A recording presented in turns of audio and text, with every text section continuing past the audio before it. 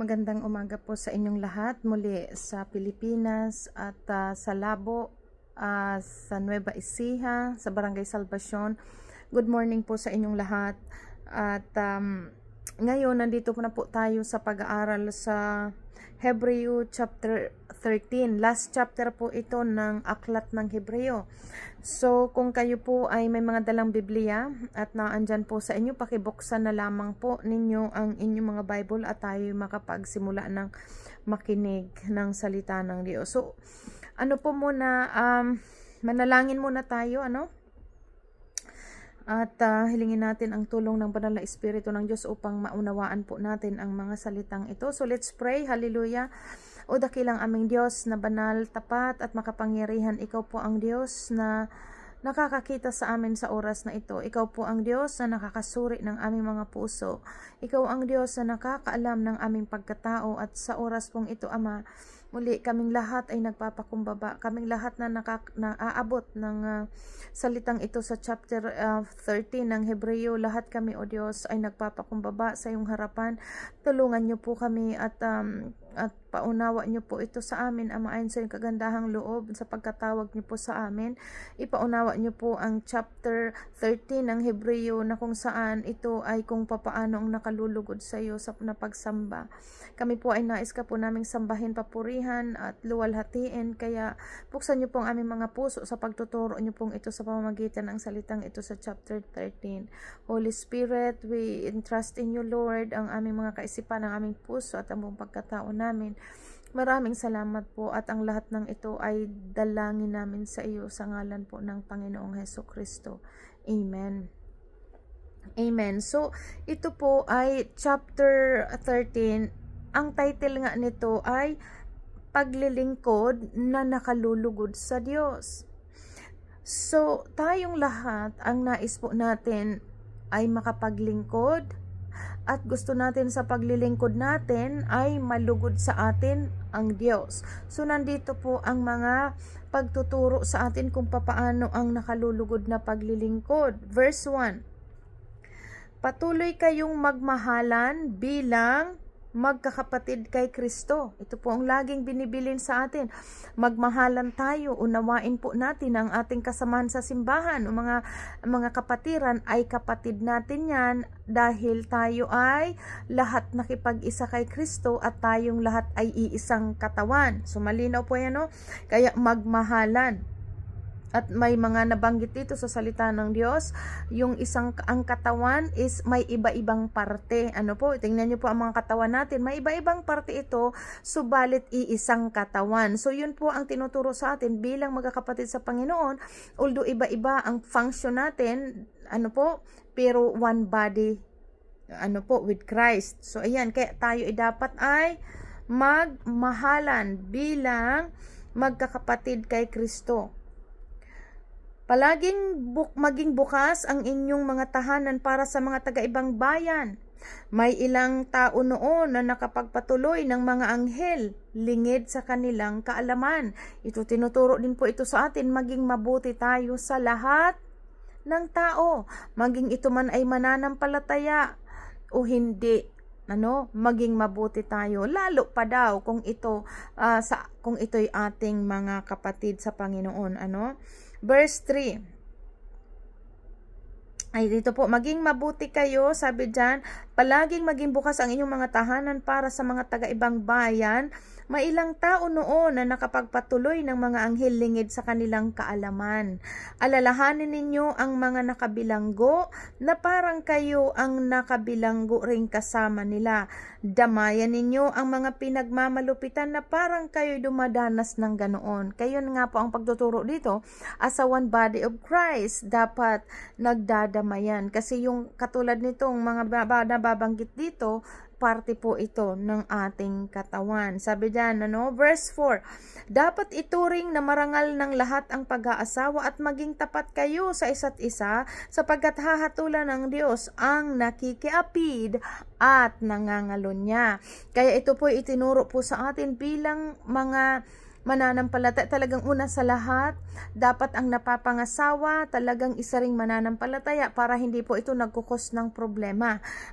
At kapag nag-asawa na, malinaw, pinaunawa po sa salita ng Diyos, ang mag-asawa ay hindi na sila dalawa kundi iisa, as a one body. Kaya dyan dapat maging tapat. Ano po, dapat ang mga mag-asawa ay tapat, hindi yung may asawa na mga nang bababae pa or nang lalaki pa, 'di ba? So bilang maging asawa, dapat maging marangal. Kasi kung titingnan po natin diyan sa naunang pagbabasa natin, may mga katungkulan ang babae at lalaki, ano pinaunawa doon, kung ano ang mga katungkulan bilang asawang lalaki at bilang asawang babae. At ito po, maging sa lahat ng bagay ay marangal at maging tapat kayo sa isa't isa, dahil ang sabi dito, pinaparusahan, ahahatulan ng Diyos ang mga nakikiapid at nangangalunya. Ayan, huwag kayong magmukhang pera. Ayan, napakalinaw po, huwag tayong magmukhang pera. Tandaan natin, ang pera ay hindi masama. Ang nagpapasama sa pera kapag inibig ito ng tao. 'Di ba? Malinaw, ang pag-ibig sa salapi ang nagiging cause ng mga kasalanan. Pero ang pera hindi masama kung gagamitin natin ito sa mabuti, sa pagtulong at sa kararangal ng Diyos. So, kaya sabi dyan, huwag kayong magmukhang pera at masayahan na kayo sa anumang nasa inyo. Yan po yung meaning ng contentment. Kasi may mga taong kumbaga nagmumukhang pera, na kahit anong maling kaparaanan gagawin, maglikom lang sila ng pera. Yan po ang mga mukhang pera, Kaya kumbaga kahit hindi naman na sa kanila ay talagang pinag-interesan pa, May nagnanakaw, may pumapatay, may mga nanduluko dahil sa pagmamahal sa pera.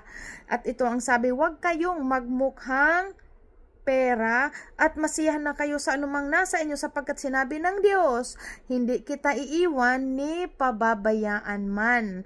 Kaya't malakas ang loob nating magsabi, ang Panginoon ang tumutulong sa akin, hindi ako matatakot ano ang magagawa sa akin ng tao. So yan, kabuuhan, ang meaning nito po, we know na God is in control. Siya po ang may hawak ng lahat ng bagay, at kapag nasa atin ang Diyos, na sinasamahan tayo ng Diyos, nalulugod sa atin ang Diyos, malinaw anuman ang hilingin natin at idalangin sa Diyos, ito'y kanyang ipagkakaloob kung tayo ay hindi nag-aalinlangan.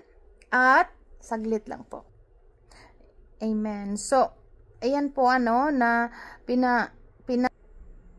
So, malinaw po na talagang iyan, dahil ang sabi dito, may lakas tayong loob na nating masasabi, ang Panginoon ang tumutulong sa akin. Ang tumutulong sa akin, hindi ako matatakot ano ang magagawa sa akin ng tao. So, dito po pumapasok yung sinasabi na kapag panig natin ang Diyos, walang makakalaban sa atin. Kaya, yun ang unang-unang dapat nating gawin ay ang kalugdan tayo ng Diyos. At yun po ang masasabi natin na talagang kapag kinalugdan tayo ng Diyos, walang makakagalaw po sa atin dahil nasa Kanya ang lahat ng authority. Yan ang laging pinapaunawa po sa atin. Kaya sabi diyan, ano ang magagawa sa akin ng tao? Or under control po ng Diyos ang lahat. Amen? So, verse 7, alalahanin ninyo ang mga namumuno sa inyo na nagpahayag sa inyo ng salita ng Diyos. Isipin ninyo kung paano sila namuhay at tularan ninyo ang kanilang pananampalataya. Yan po yung nabanggit nga doon sa chapter 11, yung mga kasaysayan doon mula kila Abraham, kila Moses, 'di ba? Kila Noe, lahat yung kung paano sila nanampalataya po, gayahin daw natin dahil sa kanilang pananampalataya ay kinalugdan sila ng Diyos. So, ganun po sa pananalig na pararangalan ang Diyos. Kaya ang bilin dito, sabi dyan, isipin ninyo kung paano sila namuhay at tularan ninyo ang kanilang pananampalataya. Kaya nga po nung last week, nung nabasa natin yung Hebreo 11, ang sabi natin, kung sino sa inyo ang may kulang pa sa pananalig or may mahina ang pananampalataya, balik-balikan po ang Hebreo chapter 11 dahil doon nakapaloob kung papaano nagkaroon ng matitinding pananampalataya ang ating mga ninuno, yung mga nauna sa atin, at kung papaano nakita natin ang kapangyarihan ng Diyos at kinalugdan sila ng Diyos. So, kaya nga ang title nito, ang paglilingkod na nakalulugod sa Diyos, dahil ganun po ang ginawa ng ating mga nauna, sabi dyan, kung papaano namuhay at tularan ninyo ang kanilang pananampalataya. Kung si Jesucristo noon ay siya rin ngayon at magpakailanman, kung sino si Jesucristo noon ay siya rin ngayon at magpakailanman. So, ibig sabihin, hindi po nababago ang kapangyarihan ng Diyos from the beginning of time. Kung nagawa ito ng Panginoon sa mga nauna natin, sa mga naunang mga apostol, sa mga naunang mga propeta, o sino mang kinalugdan ng Diyos, magagawa ito sa atin sa kapanahunan dahil hindi nagbabago ang Diyos.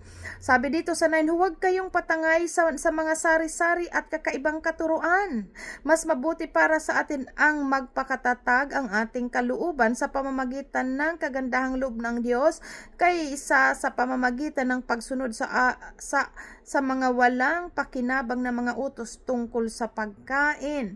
Yan, wag daw tayong padala sa iba't ibang mga katuruan dahil ito po ang Biblia. Number 1, ang tinuturo po dito ng Biblia ay ang kabanalan, spiritual, at ang mga pagkain. Hindi po ito ugnay sa kaligtasan dahil napakalinaw po ito sa atin. Ang mga pagkain, kung may mga nakakain ang tao, ito ang sabi dito po, matapos itong ipasok sa bibig, ito ay didiretso sa ating tiyan at i-digest ito at pagkatapos nito ay idudumi. So it's not related sa mga anumang bagay patungkol sa spiritual, pero pinapaunawa sa atin ang salita ng Diyos. Higit nating pagsumikapan na maging malinis ang ating budhi, ang ating pagkatao, dahil iyan po ang mas mahalaga sa Diyos.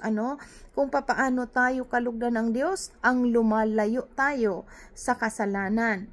Kaya wag daw tayong patangay sa mga sari-saring katuruan. Kaya napakahalaga uli ang nagbabasa ng salita ng Diyos. Wag natin itong titigilan dahil every time na nagbabasa tayo, lalong ini-expand ng Diyos ang ating kaunawaan patungkol sa kanyang kadakilaan, patungkol sa kanyang kapangyarihan. Kaya patuloy, katulad ng dito, tinuturuan tayo ng salitang ito araw-araw sa lahat ng anggulo ng ating buhay. Kaya napakahalaga na binabasa natin ito dahil nami-maintain ang pag-remind sa atin ng Word of God. Verse 10, tayo may isang dambana at ang mga paring naglilingkod sa sambahan ay hindi maaring kumain ng mga inihandog sa dambanang ito.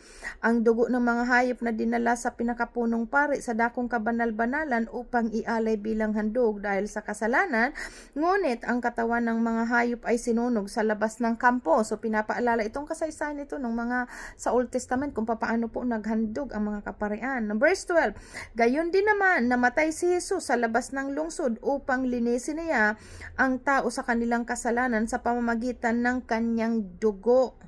Kaya pumunta tayo sa kanya sa labas ng kampo at magtiis din ng kahirapang kanyang tiniis sapagkat hindi rito sa lupa ang tunay na lungsod natin. So itong tinutukoy po dito kasi nandito tayo pa sa lupa at dito namatay ang Panginoong Hesus, pero hindi talaga ito ang kanyang tunay na lungsod. Sabi dyan, sapagkat hindi rito sa lupa ang tunay na lungsod natin at ang hinahanap natin ay ang lungsod na darating. Yan. Kaya tayo nung tayo nakipag-isa kay Christ, 'di ba?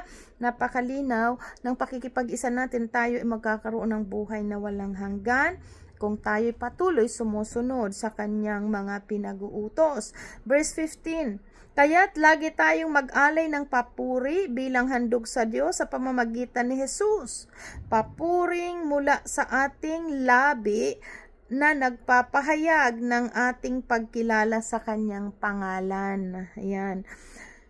At huwag nating kaligtaan ang paggawa ng mabuti at ang pagtulong sa kapwa. So ito yung mga bagay na to na isa ito sa mga nabanggit dito na ang paglilingkod na nakalulugod sa Panginoon, huwag daw nating kaligtaan at ang pagtulong sa kapwa sapagkat iyan ay alay na kinalulugdan ng Diyos. So ito po malinaw ang tulong natin sa kapwa, iyan ang pag-alay na nakinalulugdan ng Diyos. Kaya tayo we keep on praying to God na pagpalain tayo upang masunod natin lalo pa itong mga utos na ito po. Verse 17, pasakop kayo at sumunod sa mga namamahala sa inyo. Sila'y nangangalaga sa inyo at mananagot sila sa Diyos na sa gawaing ito. So, ibig sabihin yung mga namumuno, mga namumuno, lalo na tinuruan din tayo, mga namumuno sa lipunan, sundin natin ang pamahalaan kung ang pinag-uutos ng pamahalaan ay connected sa Word of God. Pero kapag ang inuutos na ay opos na sa Word of God, napakalinaw, hindi natin yun susundin. Kaya dapat maging matalino po tayo sa salita ng Diyos. At sabi dito, kung sila'y susundin ninyo, magagalak sila sa pagtupad ng kanilang tungkulin. Kung hindi, sila'y mamimigati at hindi ito makakabuti sa inyo. Totoo po, kapag ang mga may katungkulan, lalo na po pagdating sa may mga kapangyarihan, kapag hindi sila natuwa, dahil palibhasa sila may kapangyarihan, abay nagagawa nila ang gusto nilang gawin. Kaya sinasabi dito, hindi ito makakabuti sa inyo. Amen? So, at dito po sa last part, ang sabi dito, ipanalangin ninyo kami. Sabi dyan, nakakatiyak kaming malinis ang aming budhi at hinahangad naming mabuhay ng matuwid sa lahat ng panahon. Higit sa lahat,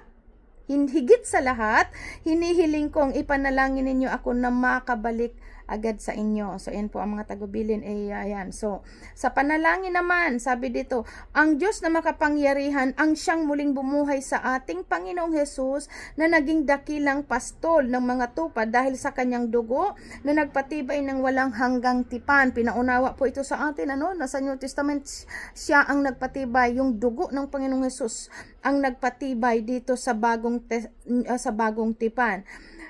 Sabi dyan, Naway ipagkaloob niya sa inyo ang lahat ng kailangan ninyo upang maisagawa ang kanyang kalooban. So ito po siya po ang nagbibigay ng lahat ng ating kailangan upang mapatupad niya ang kanyang kailangan. Kumbaga sabi dito naway ipagkaloob sa inyo niya ang lahat ng inyong kailangan ninyo upang maisagawa ang kanyang kalooban. So malinaw, kapag si Lord po ang nag-lead, siya pa rin ang nagpapatupad ng mga bagay na iyon. Sabi, 'di ba? Sabi dito, at sa pamamagitan ni Kristo Jesus ay gawin niya sa atin ang nakalulugod sa kanya. Papurihan nawa si Kristo magpakailanman. Amen. So malinaw, lahat na mabubuti nating desire sa paglilingkod sa Diyos, ang Diyos pa rin po ang nagpapatupad ng iyon. Kaya mas malinaw po ang sabi, delight yourself in the Lord and He will give you the desires of your heart. At ang lahat ng mabubuting bagay na nididesire natin, ang Diyos ang naglalagay at siya rin ang nagpapatupad. Ito po, panghuling pangungusap, sabi dito, mga kapatid, hinihiling ko na pagtiyagaan ninyong pakinggan ang mga pangaral kong ito sapagkat hindi naman gaanong mahaba ang sulat kong ito. Nais ko ring malaman ninyong pinalaya ng ating kapatid na si Timoteo at kung darating siya agad, isasama ko siya pagpunta ko riyan. So malinaw po dito na natutumbok nito si Apostol Pablo kasi ito po yung mga salita niya diyan sa mga nauna.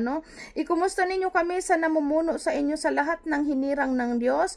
Kinukumusta kayo ng mga kapatid sa Italia. Naway sumainyong lahat ang kagandahan ng Diyos. Amen. Purihin po ang Diyos sa kanyang mga salita. So, iyan po ang mga bagay na kung papaano nalulugod ang Diyos. Kung papaano ang paglilingkod natin nakalulugod sa Diyos. Purihin ang Diyos. Salamat po, Ama, sa mensaheng ito. Maigsi ito. Subalit, ito, Panginoon, ay punong-puno, Panginoon, ng pagtuturo sa amin na talagang mahalin namin ang aming kapwa at gumawa kami ng mabuti.